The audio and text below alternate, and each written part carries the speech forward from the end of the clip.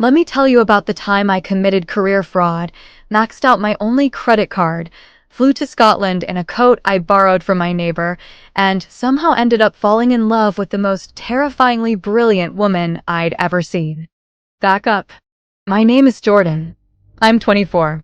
I'm a freelance writer, which is a polite way of saying I refresh my bank account every morning just to feel something. I live in a flat with one working burner, a radiator that only heats one corner of the room, and approximately 300 rejection emails in my inbox. I also have a secret. Online, I'm not Jordan. Online, I'm J.M. Cole. Published. Polished. Mysterious. A literary voice with 40,000 followers who think I've been shortlisted for awards and featured in literary magazines. What I've actually been shortlisted for is a free trial of Microsoft Word. Here's how it started. I made a fake author profile 2 years ago, just to practice writing. I posted essays, short fiction, little threads about craft. I didn't think anyone would care. Then one piece went viral. Then another. Then the DMs started. Then the invitations. Including one from the Heathrow Writers' Retreat, held annually at a private estate in the Scottish Highlands. Invitation only. 15 of the most promising literary voices in Britain. 5 days. All expenses covered except travel. I stared at the email for 4 hours. Then I booked the flight before my brain could stop me. The train from Inverness to the estate took 40 minutes. I spent 38 of them in a cold sweat. The other 2 I spent Googling, can you go to prison for pretending to be an author? You can't. Probably. I closed the tab. The estate was obscene. Like, architecturally aggressive. Stone walls, ivy, actual turrets. I walked through the front door carrying a duffel bag from uni and immediately made eye contact with a woman unloading a leather luggage set monogrammed with her initials. I belonged here the way a Tesco bag belongs in a Louis Vuitton window. Welcome dinner was that evening. Long oak table, candles, wine that probably had a name. I sat down, smiled at everyone, and mentally recited my cover story. I was deep in a second novel. Reclusive by nature. Didn't do many events. Hence why nobody had seen J.M. Cole in person before. It was going perfectly. Until she walked in. Isla MacAllister. Best-selling author of 4 novels. 2 literary prizes. A column in The Guardian. My literal idol. The person whose debut book I read at 19 and cried over alone in my room and thought, that's what I want to do with my life. She was hosting the retreat. Of course, she was hosting the retreat. She was tall, dark-haired, late 30s, wearing a gray jumper like it was armor. She moved through the room like she owned it, which technically she did. She spoke to each guest briefly. Warm, precise, unhurried. I kept my eyes on my wine glass and prayed she'd skip me. She didn't.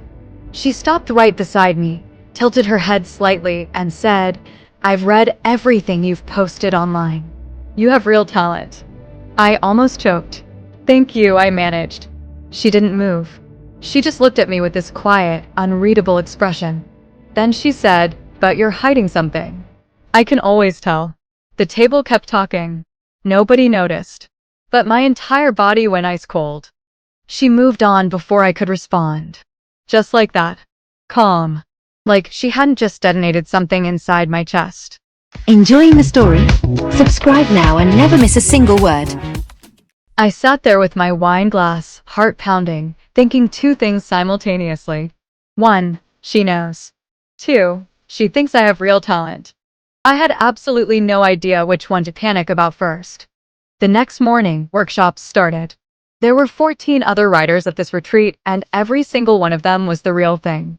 I know this because within 20 minutes of the first session, someone casually mentioned their agent, someone else mentioned their US deal, and a third person asked me which editor I was currently working with.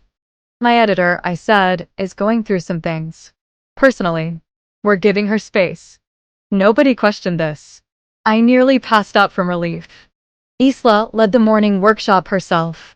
She sat at the head of the table and talked about voice. About what it means to write with honesty. About how readers can feel when a writer is performing verses when they're actually present on the page. I stared at my notebook and wrote nothing.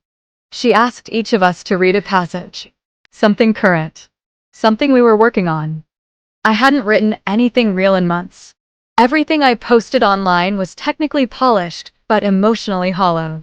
I'd been writing what I thought a successful author would write instead of what I actually needed to say.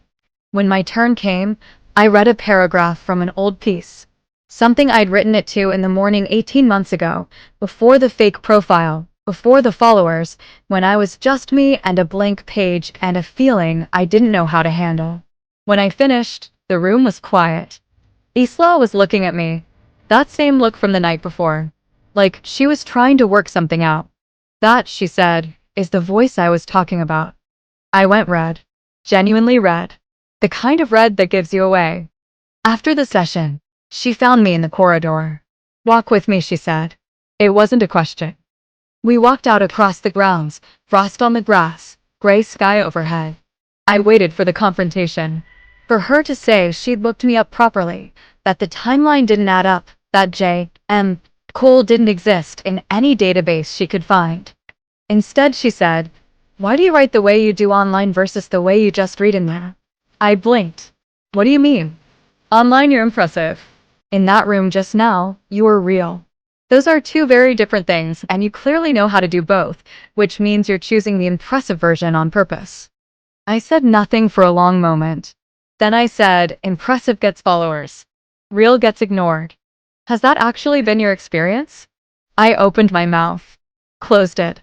Because the honest answer was no. The most real thing I'd ever written was the piece that went viral. The piece that got me here. She saw me realize it. A small smile crossed her face. She looked away. There's a reading on Thursday evening, she said. I'd like you to read something true.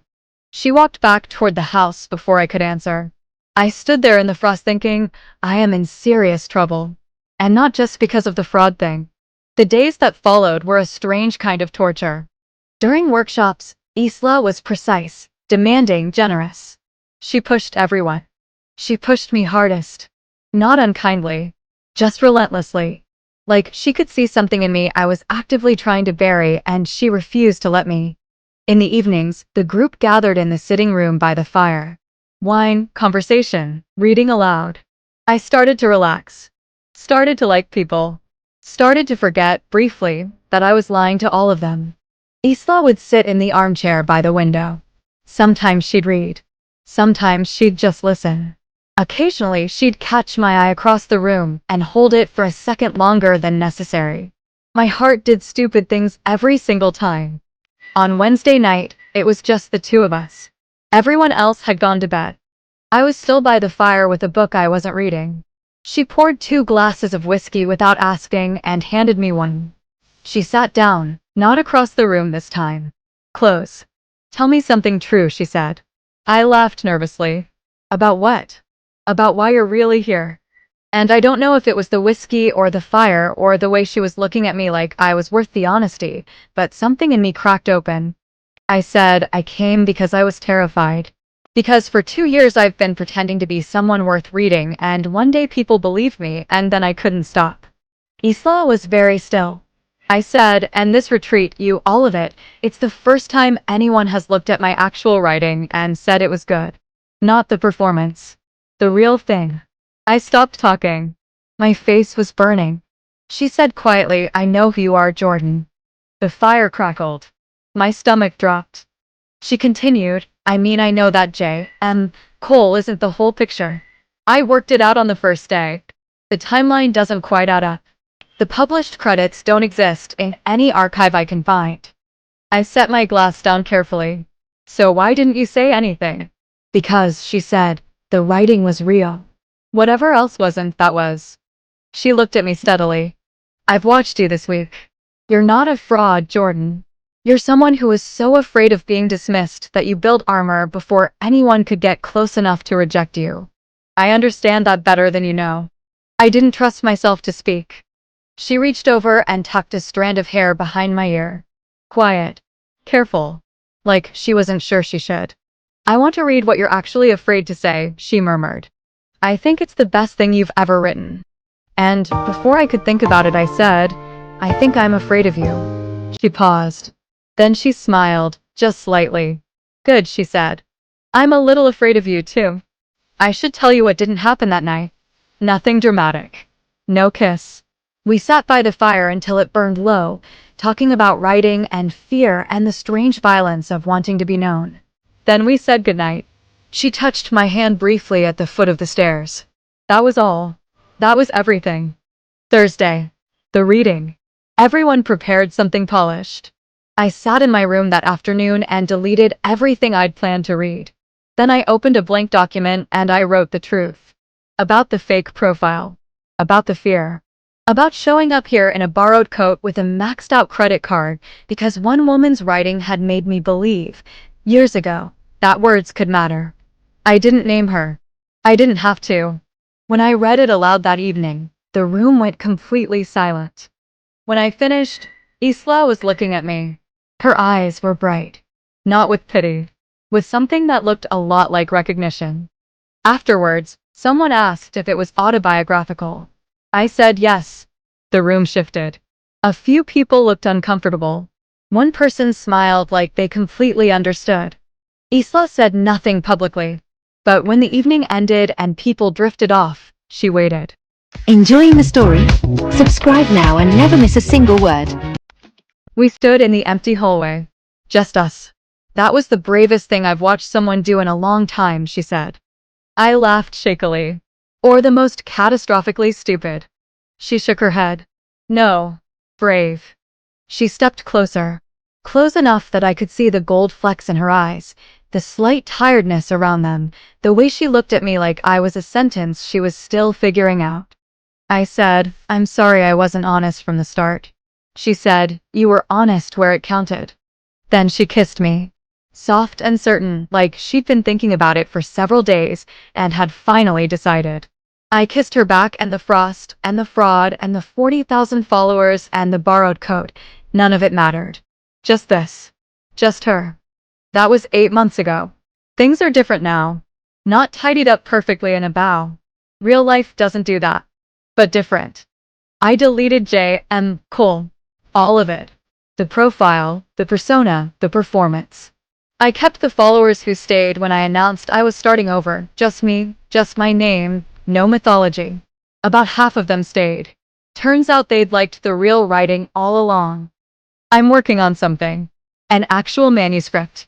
Not polished, not impressive. True.